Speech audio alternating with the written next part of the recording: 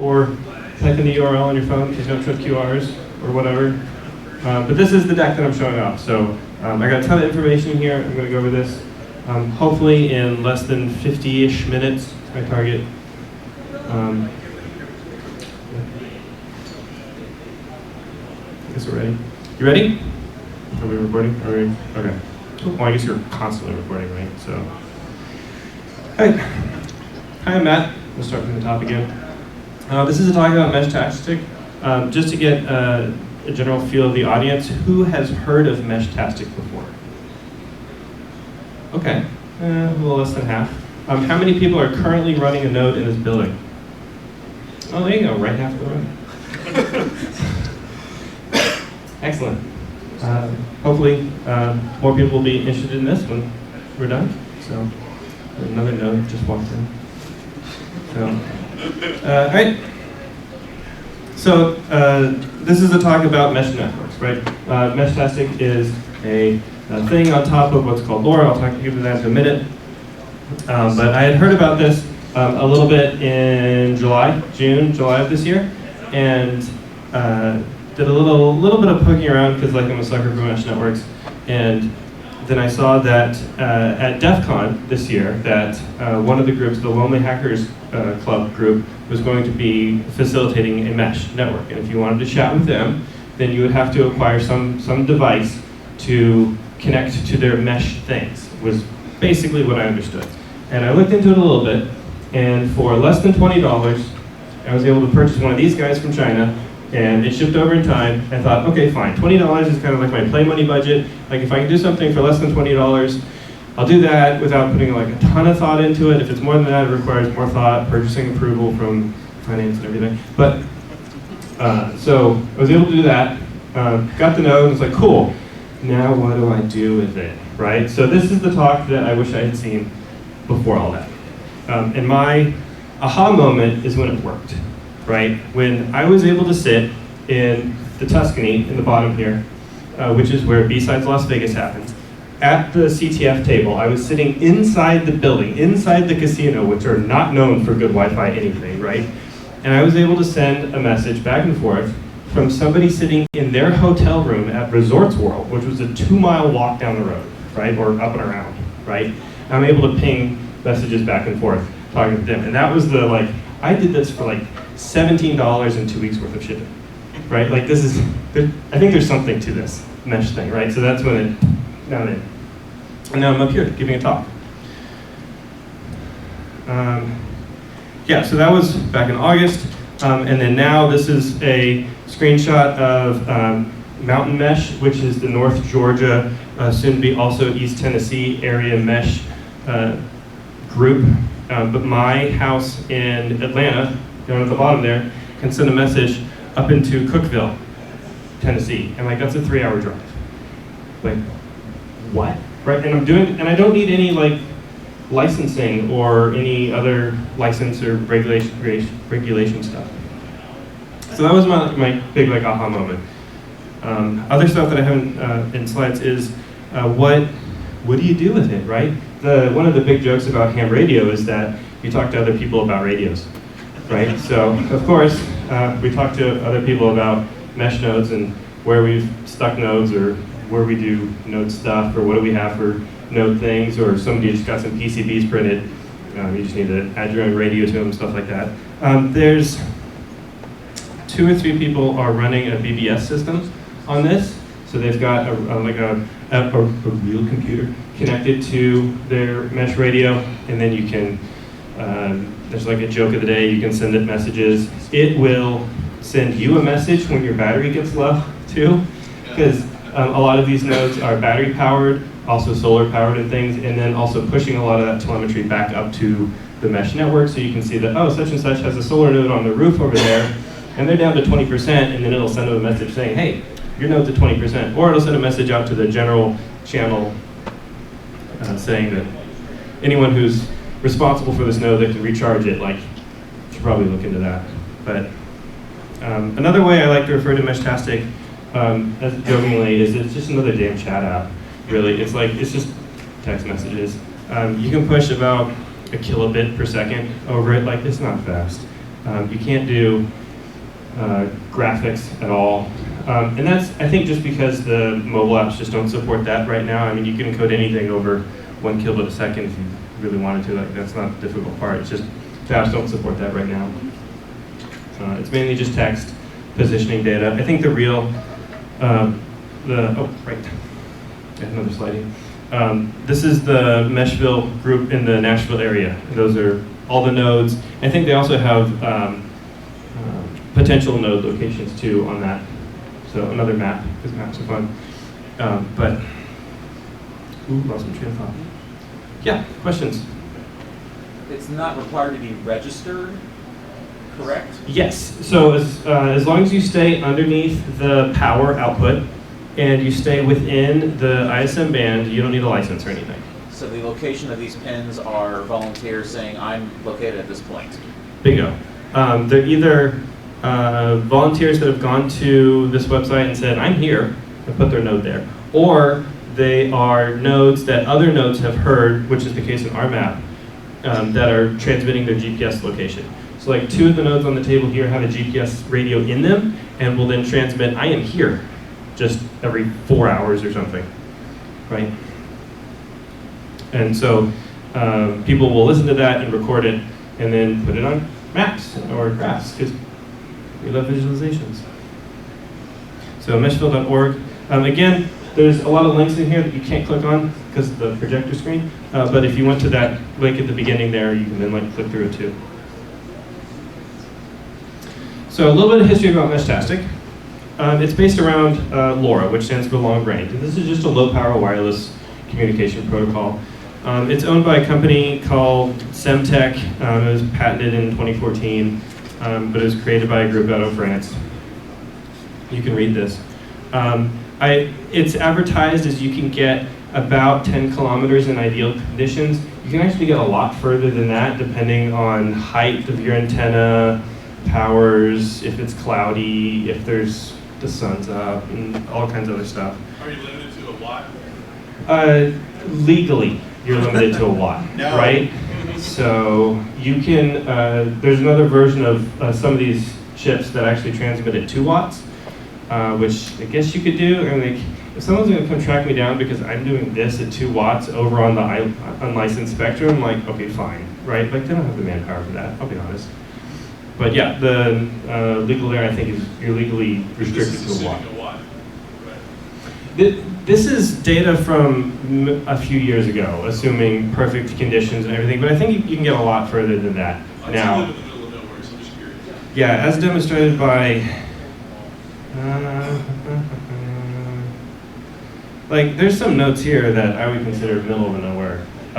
They're able to chat with others. Like, I know for a fact I can get from here up into, where's Cumming, Georgia's, up in here somewhere. And, oh no, that's up here, right? Because this is Georgia line, that's South Carolina. So, yeah, you can get fairly far with it. Further, if you can get your antenna up higher, is the main thing for it. But yeah, like Atlanta has tons of trees, so you gotta get up there. So if you think about the OSI model, some people here, I'm not gonna make you raise your hands. Yeah, you may understand the OSI model. LoRa works on just like the physical and the data link layer. Like that's all that does, right? This is not an open source radio or protocol. Apparently there is a reverse engineered, I guess like the French waiter type reverse engineered version of LoRa, but it's not, from what I understand, it's not worth more than a mention. There's another technology called LoRa WAN that you may or may not have heard of, and that deals with like at the network level, like the MAC and the logical addressing of the nodes and stuff. And that's also in the same area where Meshtastic plays with. So if you've heard of LoRa WAN, Meshtastic is not that. It's something else. It's its own thing, but it sits on top of the LoRa protocol. So the LoRa is the actual like radio doing the thing. Meshtastic is the firmware on the board that's connected to the radio that's doing the thing. And that's at least this is the best understanding I was able to do. But so some of that could be wrong. Feel free to raise your hand. Let me know it isn't. The LoRa is managed by this LoRa Alliance group, which has Semtech in it, and then a bunch of other groups, which I thought was interesting. Like, why does Comcast want LoRa stuff in there? Like, why does Amazon want LoRa stuff? Or why did they want to have in this? The Amazon Sidewalk, if anyone remembers that, questionable technology, uses LoRa and Wi-Fi and Bluetooth and all kinds of radios in one of those little Echo devices to get other Amazon devices connected to the network, because you can actually get fairly far with the lower 900 megahertz frequency. The Things network, if people have heard of that, also plays with LoRa stuff. Yes, Amazon Sidewalk, and then of course crypto mining, because it's nothing everywhere these days. So there's a thing called Helium, which I guess is still around, but they had like a crypto mining thing tie into LoRa. So if you ran a Helium gateway, then you could collect some helium or something for every message that was sent out through your gateway. Or enough of that. Region frequency bands. So the interesting thing here is that we're in the U.S. Well, I'm in the U.S. right now, and all of you are in the U.S. right now. So we're going to be most interested in the 915 megahertz band, or range. Is actually from 902 to 928 megahertz, depending on which channel you use inside that band. I think channel 20, which is the default, is like 906 megahertz or something. But the interesting thing there is that in Australia, you're supposed to use the 923 megahertz band, which starts at 915 and goes up to 928. So when you're out buying these things, you need to make sure that it's using the 915 notation as, like, we work in the 915 frequency range, not that it starts at the 915 frequency range. So there's a little funny overlap here. EU, they haven't decided which band they want to use. They've got two of them right now. But the interesting thing for them is that the EU 433 is inside the US 70 meter ham band. So if you're a ham, you can talk in that band, and you could use the European LoRa gear if you wanted to, I guess, or it's a weird use case, but I think technically legal. As long as you disable encryption, right? So the FCC says that if you're going to do amateur radio stuff, you need to disable encryption. So if I'm using these nodes and I'm not doing it under the purview of my amateur radio license, then I can use the encrypted stuff that they do, which is fine because it's an unlicensed band. But if I'm transmitting under the guise of my amateur radio license to use more power or something, then I shouldn't use encryption, which, okay, right? Come get me. So devices, right? Here's the fun part, let's buy stuff. So the official firmware, there's a link to the docs there, but the official firmware has, last time I counted, 42 different hardware board platforms, and I've got 6 of them up here, I think right now, a couple to show off. Let's go through them. The big difference between, so you've made up your mind, you're going to spend some money on this, you're going to get a board, right? Which board do you get? Hopefully this column will help with that. The main difference right now is that you're either going to get an ESP32 board or you're going to get a Nordic NRF 52840 board, right? What's the difference between those boards? The ESP32, made by a group called Espressif, it's programmed with a tool called ESP tool. Its energy usage is between 100 to 200 milliwatts, depending if it's actively transmitting or booting or whatever. And all of those have Wi-Fi support, 802.11 support on the chip. So all those devices based around the ESP32 has 802.11 support. So you could connect that into your home network. One of my use cases is I take one of the little guys there, one of the ESP32s, and I connect it to the Wi-Fi in my house, and I just leave it in my office. It's got a tiny screen on it, it'll tell me when a message comes in, but also my phone can connect to that device from anywhere in the house because of my Wi-Fi infrastructure, and anywhere when I'm out and about because of the VPN infrastructure that I have. So I don't actually have to take the different mesh nodes with me. If I still want to mesh while I'm out and about, I can just use the cell network to go back in. Whichever. Interesting use case I found that I use, maybe you will too, maybe you won't. The Nordic radios are programmed using UF2. Typically, there's many different ways actually to talk to them when they're in DFU mode, but the most popular way is UF2. And if you haven't used that, it's super fun. You put it into DFU mode by like double clicking the reset button, and then it just shows up as a thumb drive to your computer. And you can just copy the firmware file over. It's really easy to do. And its energy usage is anywhere from 9 to 20 megahertz, or milliamps, yeah. But those chips don't have Wi-Fi. So maybe that's fine for your use case, maybe it's not. I believe they all have Bluetooth. So both chips have Bluetooth, so the typical way is to use the mobile app to Bluetooth to the device, to set it up, to set it to the right region that you're not in, Australia, or maybe you are, and then set your name on things. But you could also do that over serial if you wanted, a couple of different ways to do that. But basically you need to decide what kind of microcontroller do you care about or you should consider when you look for these different ports. The radio is the other thing too. Everyone uses this SX1262 radio though, so don't worry too much about that. There are some other LoRa radios though. This RMF96W is one that has been used in the past. The firmware I think still has support for that. But I think all of these on the table right here use the same radio, this SX1262, I think. So there's a couple of different built boards, and I'm sorry if this slide is hard to read on the screen, but I mentioned that you can get the slides online from the link at the beginning, and then zoom in and make that bigger for you. There's a couple of different boards here to show basic prices. You can spend anywhere from $17-ish, $19 I think if you get the $2 case, for the Heltec V3, which is this little whiteboard here. I've got better pictures here in a second. Or you can get just all in and spend too much money and get a fully workable unit that's got the screen and the keyboard and everything for like $140 to $160, depending if you get it on Etsy already assembled or if you do it all yourself. And then there's all kinds in between. So first off, the Heltec that I mentioned here. It's a great little entry-level board, an entry-level device. It doesn't come with a battery though. I taped one to mine. It does have support for managing a battery though, so you just got to find one that's got the right GST connector, which will run you another couple of dollars. And then it has a just terrible antenna that it comes with out of the box, but that little terrible stubby antenna is what I used to do that 2-mile thing earlier to talk to the other hotel. I've added a different antenna to this one, which says it's an LTE antenna, but it works so much better than that little stubby antenna. Again, easy enough way to get started.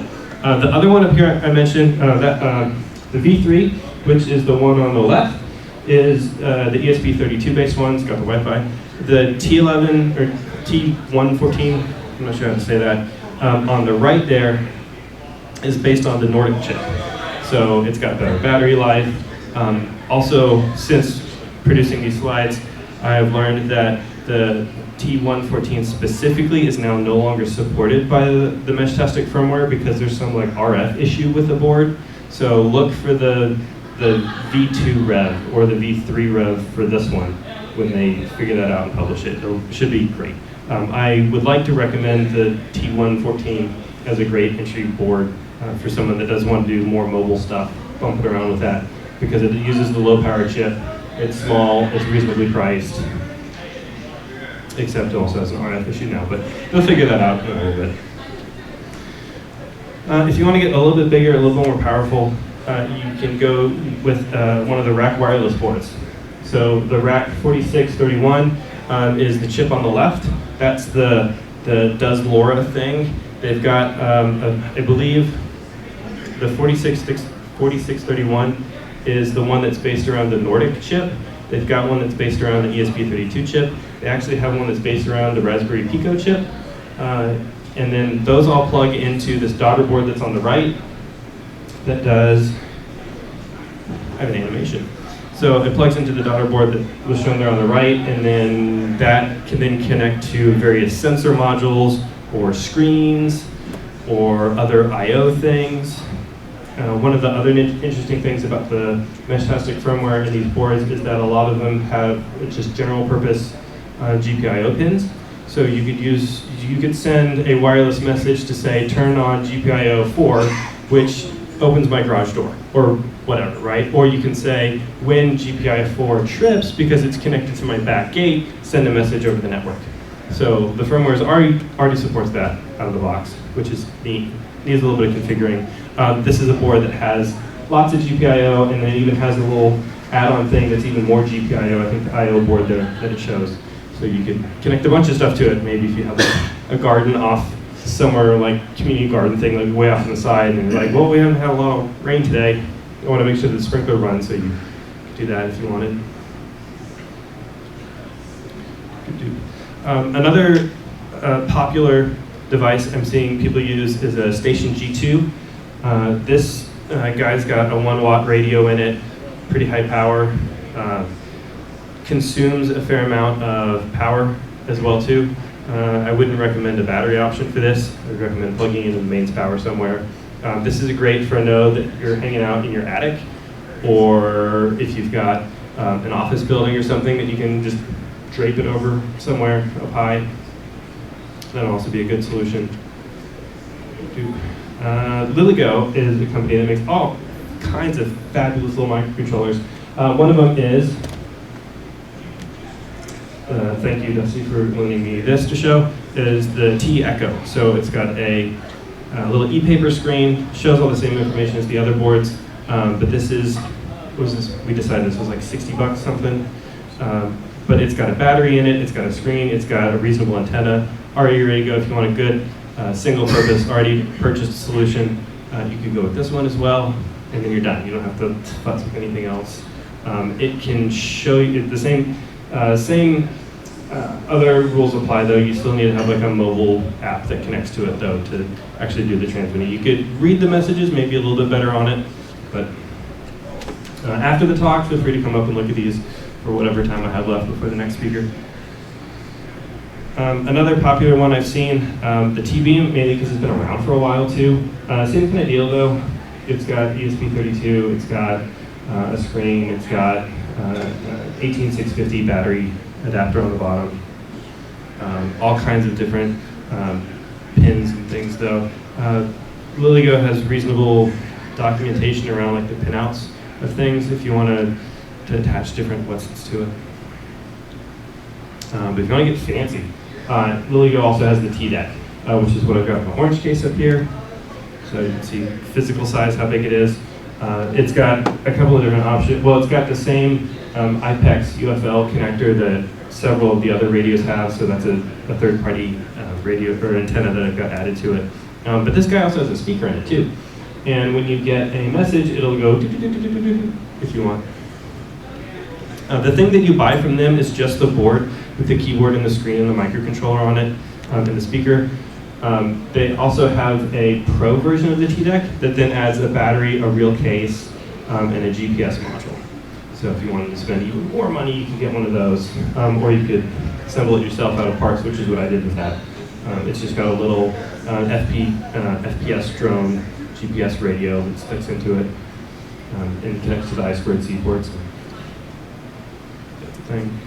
Another device that I would like to get one of these next, if I had to buy another radio again, then I would get one of these from SenseCap. Because these have a little Nordic chip in them too, a small little battery, but it says, oh, you got it, you got one. So, this, yeah, it's like this big, and it's got like a little clip to clip to your backpack or whatever. Like this is a good like walking around size too, right? It's a credit card size thing. Got a weird charge connector though on it though. It's got the little like magnetic 4-pin something, but other than that, it looks like fantastic as another like all-in-one type solution. But if you want to get real nerdy with me though, you can get just one of these. This is the radio that I would suggest getting, which is just the radio. Like this is just the LoRa radio part. It still needs to have some sort of microcontroller attached to it. I've got an example of one of these up here if you want to look and see that for $6, it comes out to be like a little bit less than $10 shipped. And then a little bit less than $10 for the microcontroller board. You could actually get another cheapish radio. I think 20 bucks is about as cheap as you can get some of this though. just in terms of you have to buy that radio. Again, like the radio part isn't open source. There's not an open hardware version of that LoRa radio. And then you need something for a microcontroller to drive it. I've got that and like a walking around type super mobile form factor, and then I've got another spin of that on a Raspberry Pi hat. So same deal there. It's a SPI radio that's just pinned correctly to work on a Raspberry Pi, and then have fun. So yeah, I just talked about that. I've got one of those up here. I think this is a slightly different version than the one that I have, but I want to go for it.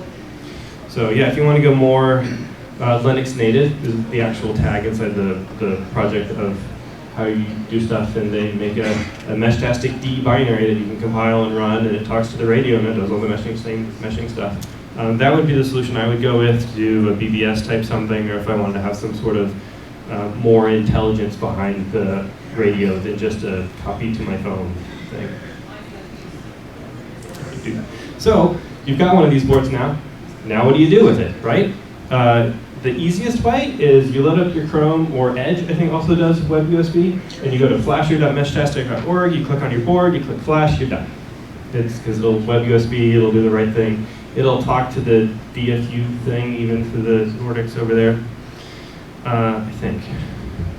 Or you can get a little more closer to the metal and use ESP tool, or you can just CP the firmware over to the thumb drive when it loads.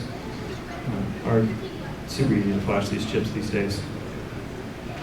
Initial pairing. Again, if you're living that Chrome Edge web USB life, then you can just roll over to client.meshtastic.org. It's a little web browser. It'll talk to the chip, but you can figure all the stuff that you need to on it. Otherwise, the other really popular option is to use the mobile app. They've got an iOS app, they've got an Android app. I don't know that they have a Windows Phone app, but who has a Windows Phone still? And then for the devices that have a screen, they'll show you the pairing pin. For the devices that don't have a screen, maybe it's 1, 2, 3, 4, 5, 6, or you need to check the serial output. So however you flashed it, you probably had some sort of way to talk to it over serial. So pull that off, and it'll tell you what its pin is for pairing. You can use, there's a Python package called Meshtastic that will do a lot of this as well, and you can just do that from your computer then, and do all that over the USB connection that your computer has, if that's what you want. So now that you're setting it up, what are some good options here? First, set the region. If you set the region wrong, you can't talk to anybody. So set it to US, set the name, the long name, which has like 24, 36 character limit. And then there's a short name that they use a lot in the interface, which is just 4 bytes, which is enough to do emoji. So I've got one that was a little ghost emoji, I've got one that was a little alien emoji, I've got one that's a little pumpkin emoji. And that's all fine and everything from the mobile apps, from the web interfaces, from the MQTT stuff that it can do.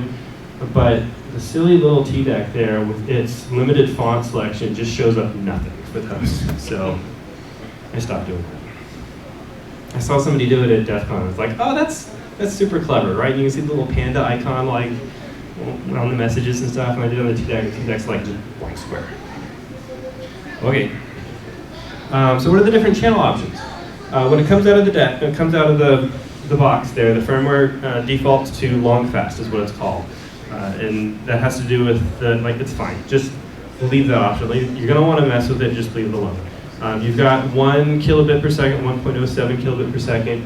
It's fine. If you're gonna be typing more than that, then okay, maybe. But that long fast is just a group of configuration options that has to do with the bandwidth, the spreading factor, like how long to actually send, how frequent to actually send the packets, coding rate, and everything. Like, it's fine. Just leave it at long fast. At DEF CON though, they pushed out a build that used short fast by default because there was just so many nodes there. They did an excellent job advertising. They had thousands of nodes, or I don't know the actual number. But short fast can push like 10 kilobits per second, so you can actually just get the data out the door faster, into the air. The Mesh Mountain group, based in the North Georgia there, is starting to experiment with medium fast because they're seeing so much channel utilization. Some of these nodes are just really busy. So they're trying, if we switch to medium fast and there's just more bandwidth, can we just get the data out the door faster and let the chip be idle longer? Will that be better? It's actually, last year they were recommending like a 1 watt solar panel for your solar Nordic node would be fine. But this year they're saying you want more than 1 watt because the microcontroller is just busy all the time doing stuff. So maybe medium fast will help with some of that. The roles. So what role does your node play in the network? There's several different options with the old, we're on 2.5 something for firmware now, which really only has these 2 roles in it. There was, the 2.4 firmware had all kinds of different roles that your node could be on the network, but like honestly it comes down to, are you stationary? And if you are, then you should be in client mode. That's good for relaying messages from other nodes around and actually doing the mesh thing that we're expecting the nodes to do. But if you are moving around a lot, then you should put your node into client mute mode.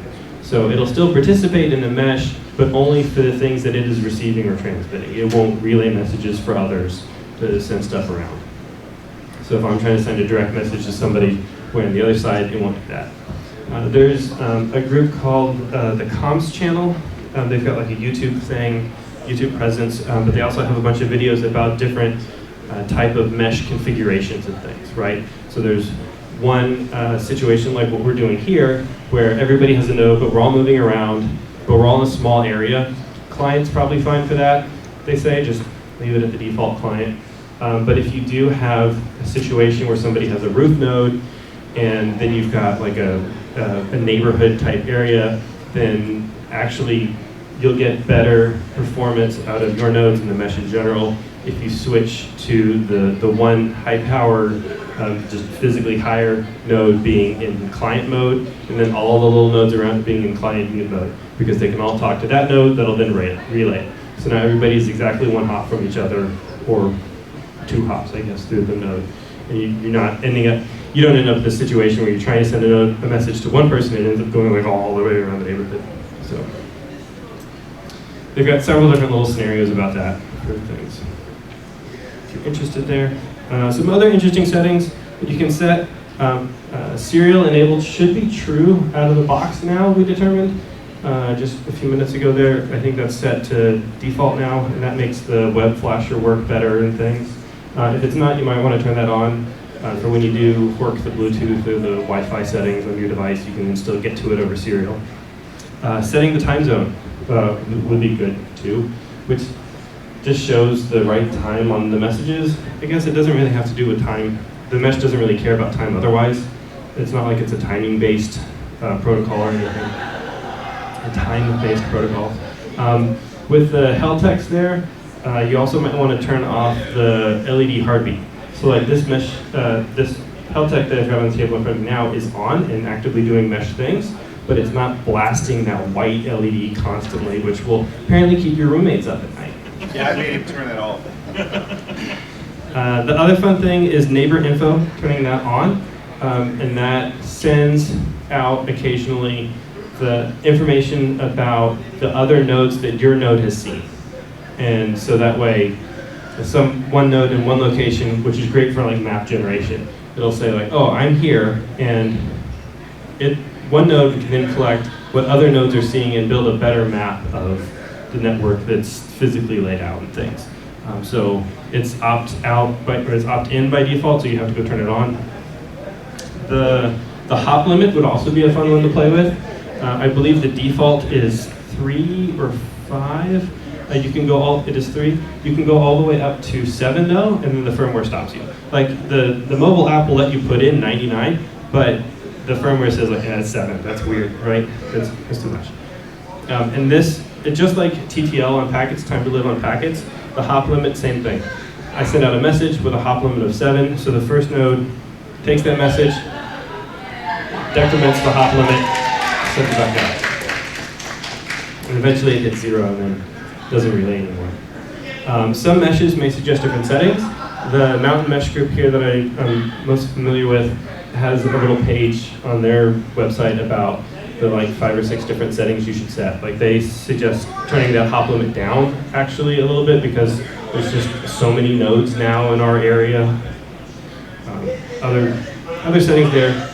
Look and see what mesh you end up being part of based on your physical location. So now the other end, the antennas, right? So much to do with antennas, right?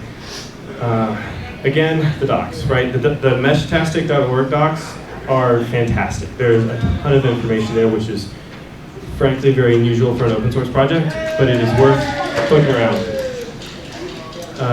There's a completely separate repo called Antenna Reports, where people have submitted that I bought this antenna, I measured it as having an SWR of this much, and it transmits this well, and like all kinds of information there. Where did they buy it from? How much did they pay for it? So you've got some general idea. But the big thing you want to understand, first off, is that you're going to use an SMA connector for your mobile units, and you're going to use an N connector for stations, right?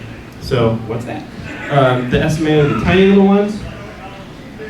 The connector here is an SMA connector, just regular SMA, not anything weird like reverse polarity SMA, which is what the bottom was saying when it cut off.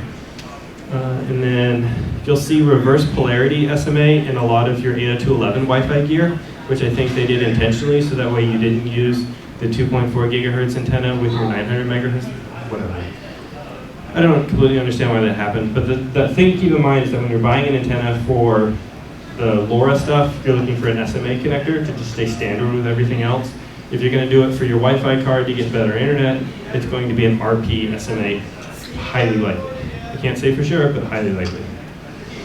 If you want bigger connectors, like on this beast of an antenna here, it's going to be an N, or an N-type connector.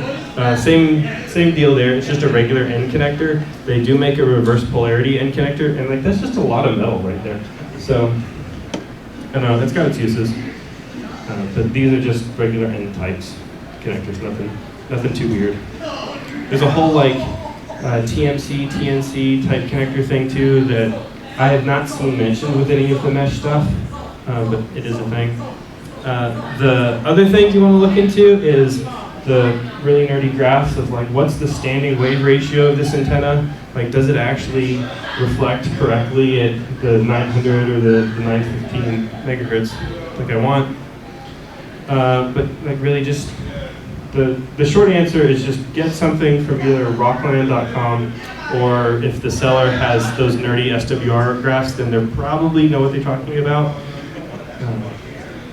Even if you don't understand them, if they're willing to offer you those wacky data sheets, then it's probably okay. But you can just get cheap antennas from China, like that one.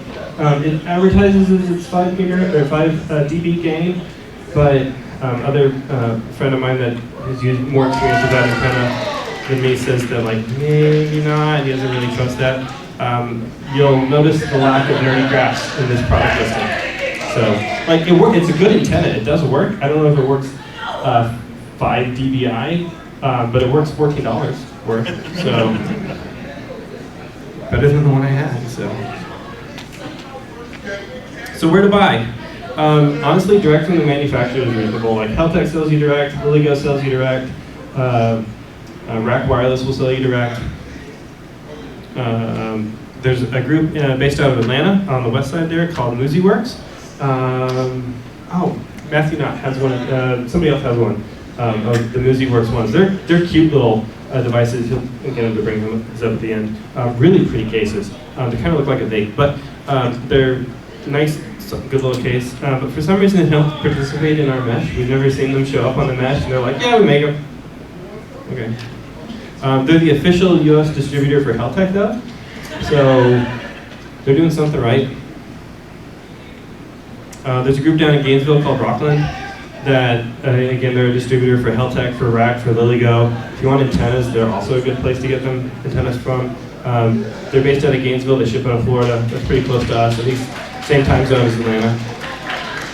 Etsy is also a reasonable place. I mean, there's some sketch stuff there because it's online things, but you can get at least the 3D printing cases off Etsy if you don't have your own 3D printing capabilities. That's where I got mine. You can also get fully assembled devices from Etsy too, where somebody has done that and then added 20 bucks to it and they'll ship it to you. So, another viable location. AliExpress is where I got some of the stuff too. You can get some of that on Amazon, but it's usually just rebadged from AliExpress or Etsy and then even more expensive. But it is a place to get quality equipment from. So that's all I had. Ooh, right at 45 minutes-ish. And I know that went really fast, and I had lots of questions, or I had lots of information I threw you. To go back to the title slide here, write down this information at least, you'll get to these slides, and you can at least get to all the stuff before, as I mentioned. But any questions from anybody? Start on the left here, yes? Probably a stupid question, but There's no stupid questions. I've got a mesh and I want to send directly to somebody else, but it's outside the range, and I send that message. Can everybody along the mesh see the message I sent? Excellent question. So if you want to send a message to somebody else, but you can't directly reach them, and thus has to go through a hop to somebody else, was the question. Everyone else will see that message. You're right. However, Meshtastic does try to encrypt the messages with with all versions of the firmware release that I know of. Any messages sent along a channel was a channel. Think of it like a big chat room versus a direct peer-to-peer message. All the channels have their own encryption key. But everyone starts off with the default channel having an encryption key of 1. So yes, it is encrypted as it hops through.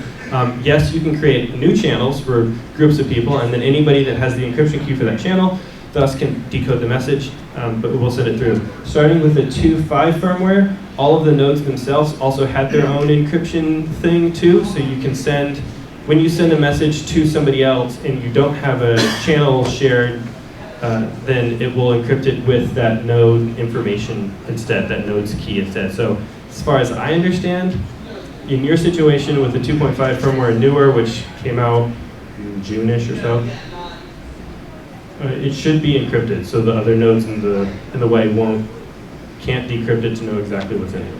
I mean, there's still all the metadata around who sent it and when and what their GPS was, but yeah, sure.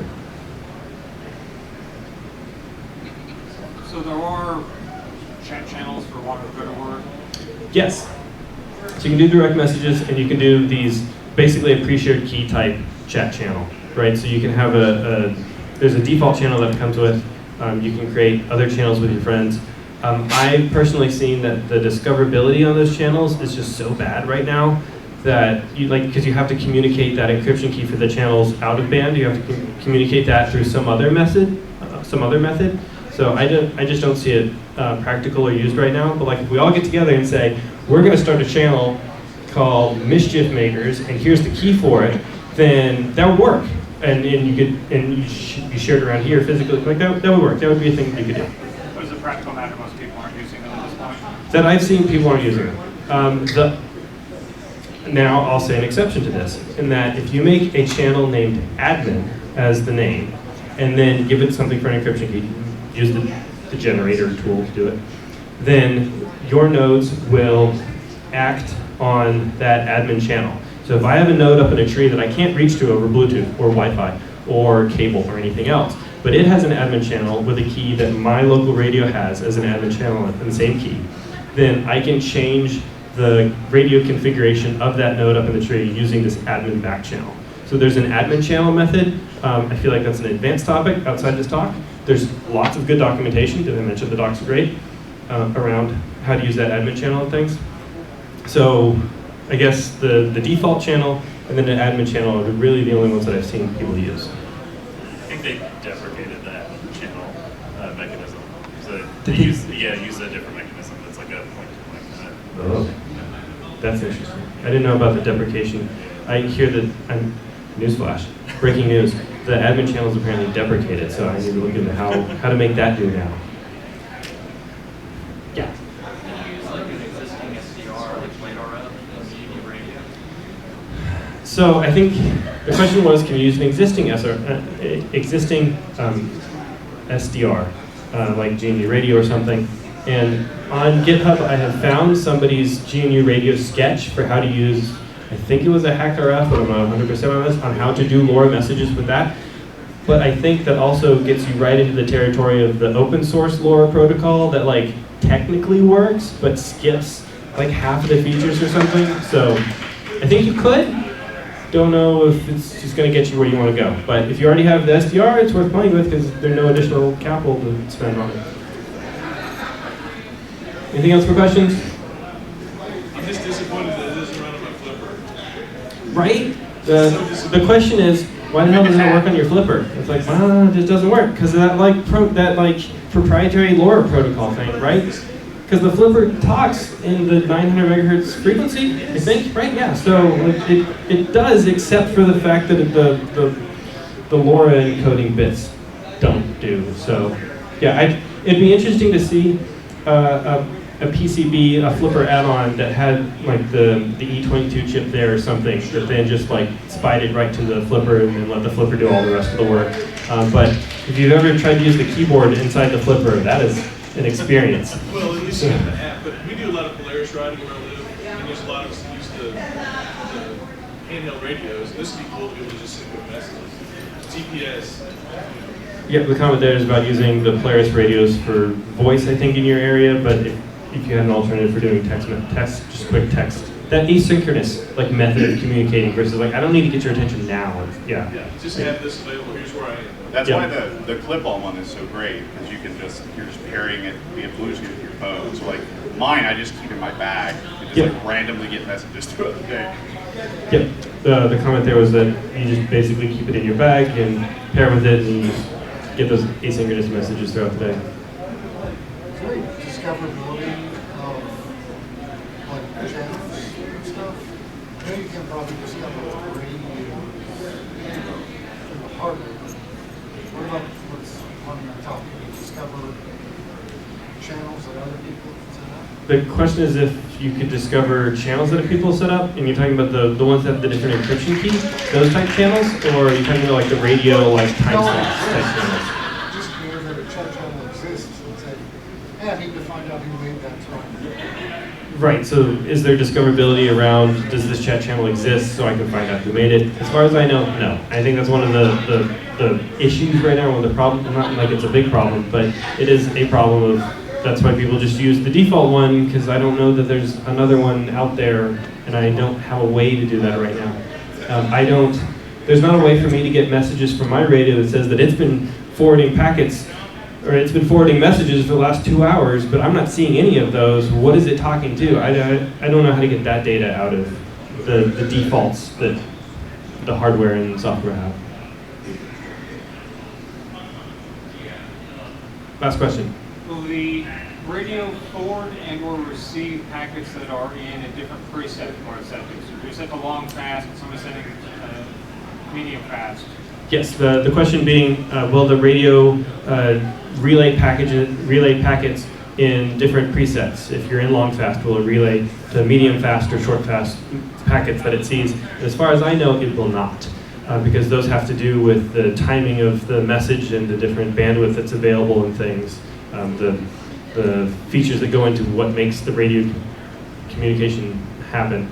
It'll relay messages in different channels and encrypt a different way, but all in that same preset. So if somebody has a different channel, mischief makers on long fast, then it'll relay those. But if you've got mischief makers over on short fast, it's gone. It's opaque. It's not even there. There's nothing that'll help out. So cool. Any more questions coming up? We've got a couple of minutes. Feel free to look at the devices. Don't walk off with them, please. They're not all mine. But I've got the node that I have up on my roof here. I've got 2 different nodes that I walk around with. There's some other dead points here. Thank you.